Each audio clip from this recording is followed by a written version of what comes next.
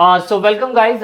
Second part में आप लोगों का बहुत बहुत स्वागत। जैसा कि क्लास 12th का आप हिस्ट्री का लेक्चर सीरीज देख रहे हैं और चैप्टर का नाम through the I of travel है। 2023 और 24 के हिसाब से ये लेक्चर सीरीज हम आपके साथ साझा कर रहे हैं। अगर आपने वीडियो लेक्चर सीरीज का पहला पार्ट नहीं देखा है तो ज़रूर जाके देखिएगा कि पहले पार्ट के अंदर हमने बताया था कि ट्रैवलर जो भारत के अंदर आए थे वो ट्रैवलर किस तरीके से हमारे इतिहास की जानकारी के लिए बहुत ज़्यादा ज़रूरी है। अगर आप हमारे साथ ईपी फैमिली टेलीग्राम अकाउंट पे नहीं जुड़े हैं तो ज़रूर जुड़िएगा, क्योंकि इसमें आपको इन्फॉर्मेशन मिल जाती है। जो भी नोट्स होते हैं हम यहाँ पे शेयर कर देते हैं, नहीं तो mypathshala.com वेबसाइट है, आप वहाँ पे भी हमारे साथ जुड़ सकते हैं। एंड देन उसके बाद ई पाठशाला हमारा इंस्टाग्राम अकाउंट, जहाँ पे आपको एक्स्ट्रा वीडियोज़ मिलती हैं, वो भी आप चेकआउट कर सकते हैं। सो दोस्तों, अब जो हम देखने जा रहे हैं ना, हम देखने जा रहे हैं इब्न बतूता के बारे में। आपने एक गाना भी सुना होगा, इश्क मूवी है और दिल तो बच्चा है जी, तो उसके अंदर इब्न बतूता शब्द का इस्तेमाल भी हुआ था। तो दोस्तों, इब्न बतूता का असल में पर्शियन नेम है ये, और पर्शियन नेम के अंदर इब्न बतूता भारत के अंदर कब आए, भारत में कहाँ से आए, किसके टाइम पीरियड पे आए, भारत के अंदर जब ये आए तो उस टाइम पीरियड में इन्होंने क्या सीखा क्या नहीं सीखा, और उसके बाद ये उस टाइम के समाज को अपनी बुक के अंदर क्या कवर करके हमें मैसेज दे रहे थे या समझाने की कोशिश कर रहे थे, जो उस टाइम के रहे इतिहासकर्ताओं ने समाज में नहीं लिखी, जो इस व्यक्ति ने अपनी किताब में लिखने की कोशिश करी। सबसे पहले ये बहुत बड़े ब्लॉगर हैं, जैसे कि Saurabh Joshi blog daily YouTube पे ट्रेंडिंग पे रहता है। तो वो बेचारा बहुत छोटी सी जगह ही घूमा है, मतलब पूरा वर्ल्ड नहीं घूमा होगा, वर्ल्ड टूर तो करा ही नहीं होगा, बट इसे हम ग्लोबली लेवल पे विश्व का पहला एक ऐसा यात्री बोलते हैं कि इसने इतनी दुनिया घूमी उस टाइम पीरियड में।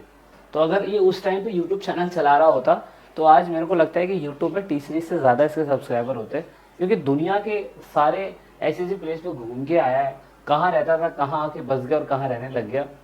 बहुत लंबी जर्नी है जो आपको वीडियो में पूरी पता चल जाएगी।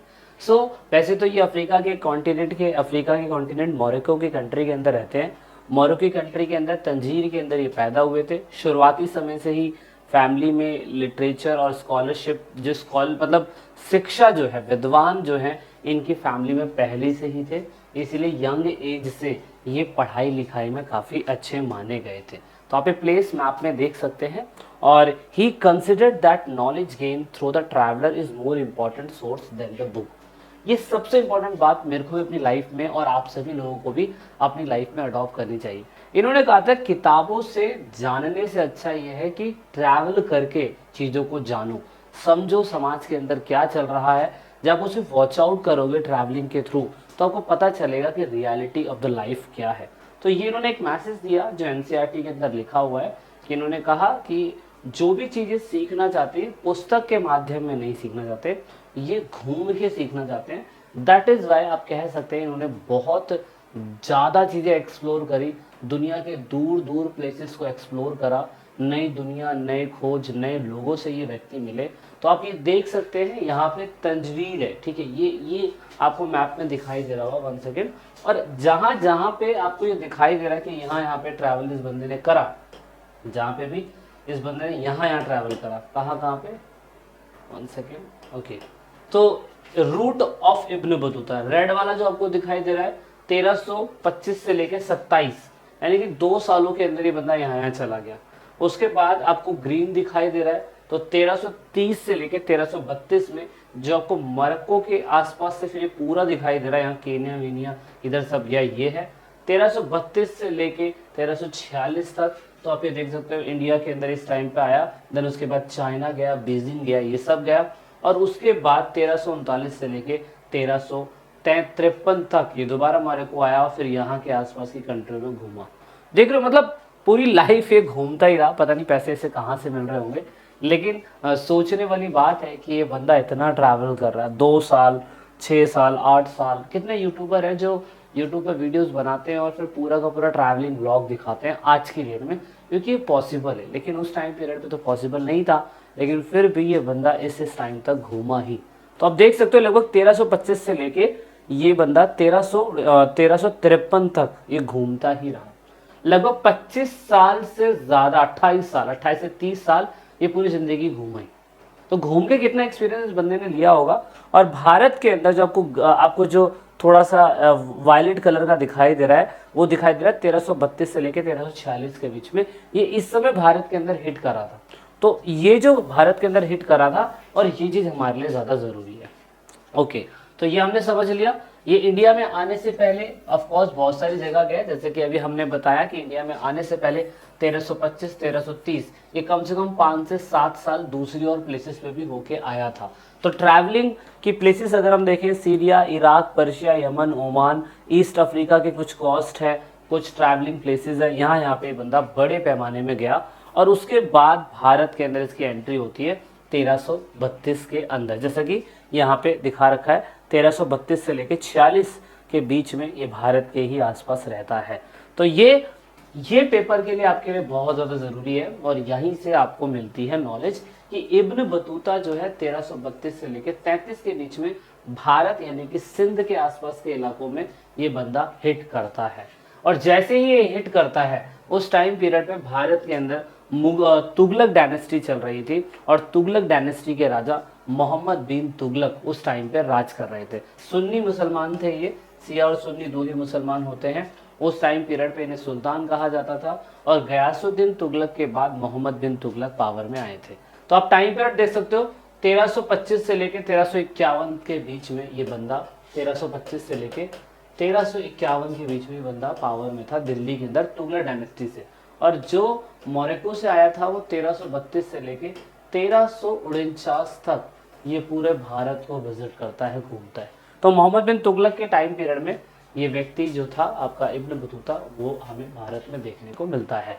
Okay, so the sultan was impressed by the scholarship of Ibn Battuta and appointed him as a qazi और अ जज ऑफ दिल्ली। अब सबसे इंपॉर्टेंट बात पता है क्या है, क्योंकि मैंने कहा आपको कि पढ़ा लिखा समझदार पहले से था। इंसान जब एक प्लेस से दूसरी प्लेस पे ट्रैवल करता था ना, तो उस टाइम पीरियड पे आप देखते हो कि जो बाहर के जो बड़े बड़े लोग होते हैं उनको हम अपने भारत के अंदर एक बड़ी पोस्ट देना पसंद करते हैं। वर्तमान समय के अंदर भी देखो कितने बॉलीवुड स्टार हैं जो इंडिया के नहीं है, इंडिया के बाहर के, फिर भी हमने उन्हें फेम दिया, प्यार दिया, और वो प्यार जो इंडिया के स्टार्स हैं उनको नहीं मिल रहा है। सेम ऐसा ही जो दिल्ली का काजी बनाया गया इब्न बतूता को, काजी बोले तो एक तरीके का जज अपॉइंट करा गया। और इब्न बतूता चाहता तो भारत के किसी व्यक्ति को भी जज अपॉइंट कर सकता था, बट मोहम्मद बिन तुगलक को इब्न बतूता में कोई खासियत तो दिखाई दी होगी ना, जब भी इसको क्या अपॉइंट करा गया, इसको जज अपॉइंट करा गया। तो यहाँ पे ये बताता है इब्न बतूता की किस तरीके से मोहम्मद बिन तुगलक का कोर्ट किस हिसाब से उसने बताया। जब वो पहली बार भारत पहुंचा ना, तो इब्न बतूता ने उस टाइम पीरियड पे तोहफे के रूप में बहुत सारी चीज़ें मोहम्मद बिन तुगलक को दी और उसने इसको डिस्क्राइब करा है। उसने कहा कि मोहम्मद बिन तुगलक, ये एनसीईआरटी में मेंशन नहीं है, ये थोड़ा सा यूपीएससी लेवल पे है, तो इसलिए थोड़ा सा मैं आपको बता देता हूँ। इससे ये पता चलता था कि उस समय गुलामी प्रथा थी। तो यहाँ पे उसने क्या करा, एरोस, कैमल, 30 हॉर्स और slaves and some of other goods इसने दिए। इन रिटर्न में उसने इसको वेलकमिंग में 2000 सिल्वर दिनार दिए। उस टाइम पीरियड पे 2000 सिल्वर दिनार का मतलब बहुत ज़्यादा होता है। और जब ये जॉब पे था तो इसको साल के 5000 सिल्वर क्या कहते हैं दिनार मिला करती थी, बताइए, साल के।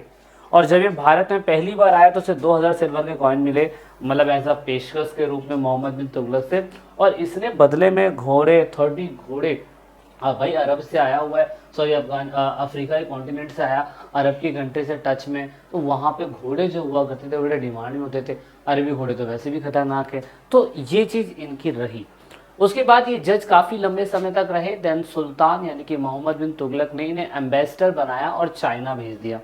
एम्बेसडर क्या होता है, दूतावास अधिकारी, जैसे हम आज की डेट में हिंदी में बोलते हैं आईएफएस, इंडियन फॉरेन सर्विस का अधिकारी जो होता है, जो भारत की प्रॉब्लम्स को बाहरी कंट्री के साथ डील करता है। तो इस बंदे ने ऐसे सेम करा और ये फिर चाइना चला गया। तो चाइना जाने के बाद आप देख सकते हो ये चाइना ऐसे ही नहीं गया, ये मालाबार कोस्ट गया, मालदीव गया, सुमात्रा यानी कि इंडोनेशिया गया शिप के थ्रू। उसके बाद ये चाइनीज पोर्ट पे पहुंचा एंड देन उधर की कुछ प्लेसेस है वहाँ पे विजिट करा, चाइना के अंदर काफ़ी ट्रैवल करा। देन उसके बाद ये रिटर्न हुआ 1347 के अंदर। तो गया कब, 42 में।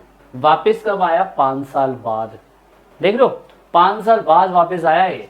तो बहुत बड़ी बात है, 5 साल तक ये ट्रैवल ही करता रहा।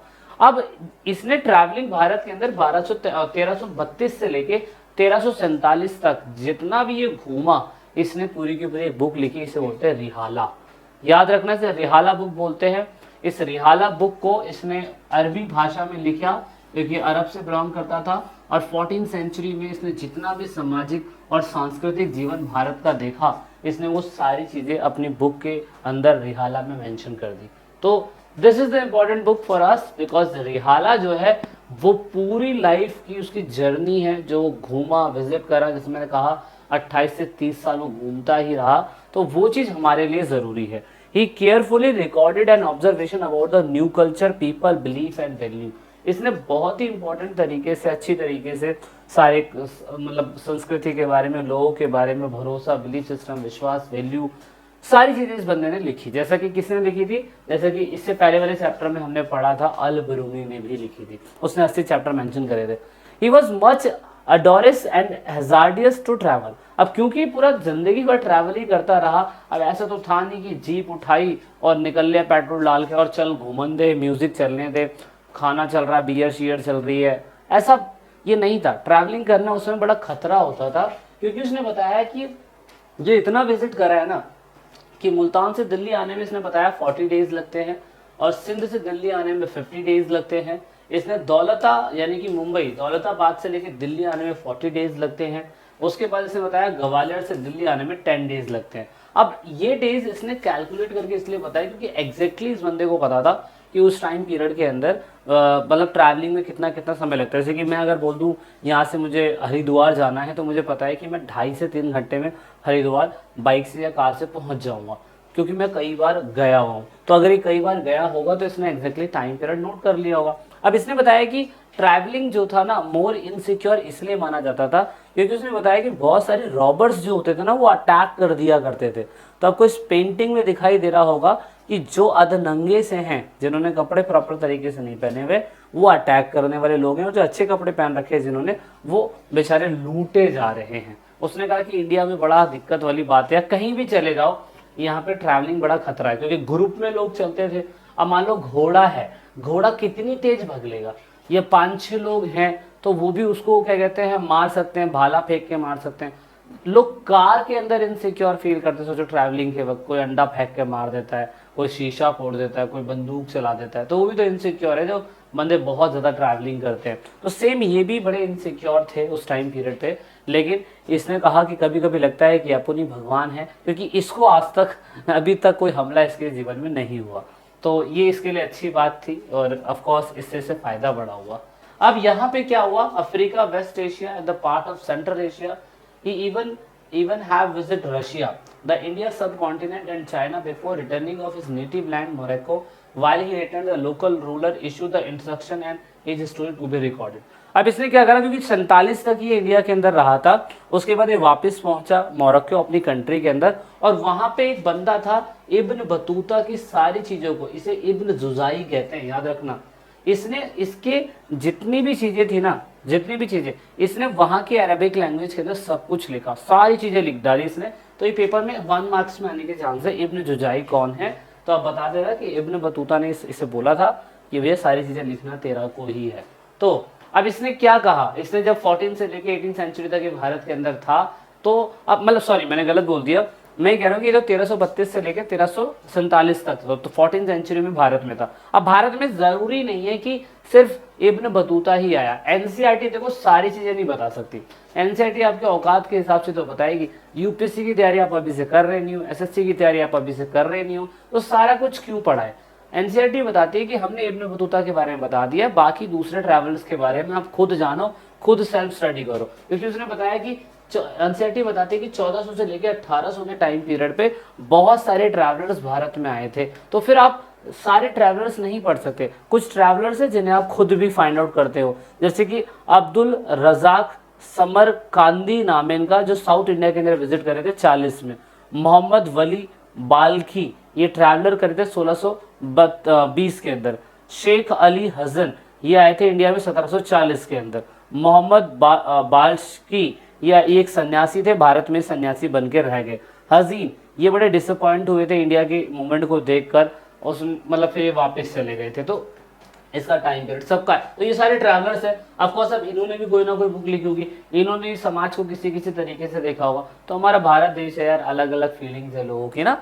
अब यहाँ पे इब्न बतूता बताता है कि मेरे अपने जीवन के अंदर उसको 3 चीजें बड़ी अजीब से लगी, कोकोनट ऑयल, उसके बाद भारत का शहर और उसका कम्युनिकेशन सिस्टम। ये है हमारे लिए important, that is comes in your exam. Rihla book तो उसने लिख दी, लेकिन उसने बताया कि मेरे जीवन में जो भारत में मैंने देखा ना, वो ये 3 चीज मुझे बड़े अजीब सी लगी, जैसे कि कोकोनट और पान। उसने कहा कि यार ऐसा कौन सा कॉम्बिनेशन है कि इंसान नारियल और पान को एक साथ चबा के खाता है, मुंह लाल हो जाता है ना। तो एक पौधा ही तो है जैसे लोग खाते हैं। तो ये कहता है हमारी कंट्री के अंदर ऐसा कभी कोई कॉम्बिनेशन मैंने देखा ही नहीं। तो ये मेरे लिए बड़ा इंटरेस्टिंग है। तो इब्न बतूता ने पान का वर्णन दिया हुआ है, थोड़ा सा एनसीईआरटी में सोर्स नंबर 7 पढ़ेंगे तो आपको मिल जाएगा। क्योंकि मोरक्को की जो ऑडियंस है, मोरक्को के जो लोग हैं ना, वो इस चीज से बिल्कुल फेमिलर है ही नहीं। तो ये इसके लिए थोड़ी सी इंटरेस्टिंग बात थी। दूसरी थी इब्न बतूता के लिए शहरों की बात। इसने कहा कि मैंने 40 डेज 60 डेज 10 डेज सारा मैं जगह पूरा भारत में घूमा, दौलताबाद घूमा, मैं दिल्ली घूमा, मैं यहाँ घूमा, मैं वहाँ घूमा, लेकिन उसने बताया कि कहीं कहीं तो पूरा का पूरा खाली है और कहीं कहीं पे इतनी ज़्यादा भीड़ है, इतनी ज़्यादा भीड़ है कि वहाँ पे सांस लेना भी मुश्किल है। तो इस बंदे ने क्या बताया, इस बंदे ने बताया कि city was dense populated and prosperous, city was disturbed during the war invention. उसने बताया घनी आबादी वाले क्षेत्र जो है वहाँ पे समृद्धि ज़्यादा है, व्यापार बिजनेस ज़्यादा है। जब वॉर होता है तो थोड़ा सा अतिक्रमण की दिक्कत वहाँ पे होती है। इसने अपने अकाउंट में ये भी बताया कि दिल्ली के बहुत सारे ऐसे शहर हैं जो कलरफुल मार्केट से भरे हुए हैं, बहुत सारे गुड्स से भरे हुए हैं और वहाँ पे बहुत सारी भीड़ है। दिल्ली एक ऐसा शहर है जहाँ पर अच्छी पॉपुलेशन रहती है। कारण आपको पता ही है भाई, जितने भी राजा आए दिल्ली में ही बसे, शाहजहां भी दिल्ली में बसे, मुगल्स भी दिल्ली में बसे, सब अंग्रेज भी दिल्ली में बसे। इसलिए दिल्ली शहर आज भी सबसे ज़्यादा पॉपुलेटेड है। ज्योग्राफी में आपने पढ़ा होगा हमारी वीडियो लेक्चर सीरीज के अंदर, वो मैंने आपको पूरा का पूरा बताया हुआ है। उसने बताया कि जो दौलताबाद आज का मद्रास है, महाराष्ट्र सॉरी, वहाँ पे दिल्ली के कंपैरिजन में थोड़ी सी कम आबादी है, लेकिन वहाँ पे भी आबादी ज़्यादा है। ठीक है, market were not in the place of economic transaction but also the hub of social and culture activity. उसने बताया कि जरूरी नहीं है कि मार्केट के अंदर आप सब जाओगे सब्जी खरीद के ले आओगे वगैरह वगैरह, कह रहे वहाँ पे बहुत अच्छी अच्छी एक्टिविटी भी होती है। उन्होंने कहा कि वेल्दी क्लास सिटीज के अंदर आती है और यहीं पे अपना सामान बेचती है। बाजार के जो लोग होते हैं वो अपना मतलब गांव के जो लोग होते हैं वो शहरों के अंदर जाते हैं बाजारों में सामान खरीदने के लिए। ये एक इंपॉर्टेंट चीज बताई। उसने बताया कि उस टाइम पीरियड के अंदर जो एग्रीकल्चर का प्रोडक्शन होता था, जब लोग गेहूं अनाज ये सब बेचने आते थे तो बाजारों के अंदर ही बेचते थे वो। सोचो आज की डेट में तो सिस्टम हमने अलग कर दिया है, लेकिन पहले ऐसा ही होता था कि कोई भी फसल कटी तो बिकने के लिए बाजार में ही जाएगी, बड़ी बड़ी मंडियां होती थी। तो ये बड़ा हसल वाली प्लेस होती थी। उसने ये भी बताया कि इन सभी बाजारों के अंदर मंदिर, मस्जिद और इवन बार, डांसर, सिंगर ये सब होती थी ताकि लोग वहां पे लुभाए जाए, लोग इन चीजों को देखने के लिए आए। एटलीस्ट लोग इसी चीज को देखने आ जाएंगे तो कुछ उसी बहाने कुछ सामान खरीद लेंगे। तो मार्केट स्ट्रैटेजी उस टाइम पीरियड पे काफी अच्छी थी, ये भी एक अच्छी बात मैं कह सकता हूँ। ही सेज दैट, इसने ये भी बताया कि इंडिया के अंदर मार्केट इसलिए अच्छा कनेक्ट था क्योंकि भारत का कपड़ा, सूती कपड़ा, मलमल कपड़ा, रेशम, बोरेक्स करके एक चीज होती है उसमें, ये सब बड़ा अच्छा था, साटन बहुत अच्छा था। उन्होंने बताया कि मेरे टाइम पीरियड में जब वो भारत के अंदर थे, मतलब मेरे टाइम पीरियड बोले तो जो इब्न बतूता बोल रहे हैं कि मेरे टाइम पीरियड पे ये इतना ज्यादा अच्छा साटन का कपड़ा बनाते थे, सुलिन का कपड़ा बनाते थे, मतलब मसलिन बोलते हैं जैसे, मलमल का कपड़ा बनाते थे जो इतना बारीक होता था कि उसमें ठंडी के टाइम पीरियड में गर्मी लगती थी और गर्मी के टाइम पीरियड में ठंडी लगती थी। तो भारतीय बाजारों के अंदर बाहर से भी लोग आते थे, मसाला खरीदने के लिए लोग बाहर से आया करते थे।